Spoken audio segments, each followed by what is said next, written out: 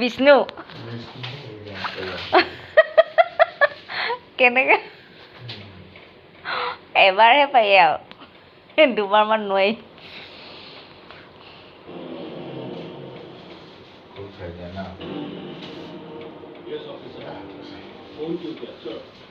শ্ৰী কৃষ্ণ তুমি কেলা মোক খানা বনোৱাবা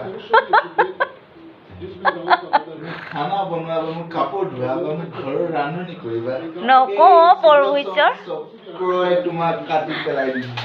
নকওঁ প্ৰভু ঈশ্বৰ মই নাজানো নহয় আপুনি কলি যুগৰ শ্ৰীকৃষ্ণ বুলি কিন্তু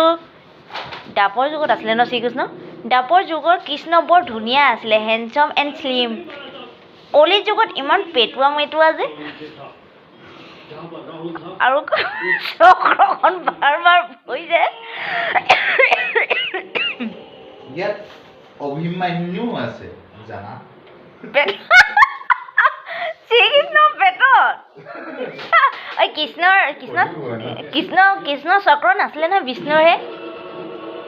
ওলাই গ'ল ওলাই গ'ল এই চক্ৰখন আপুনি এতিয়া বৰষুণ দিছে মানুহক দিয়াগৈ ৰাহুল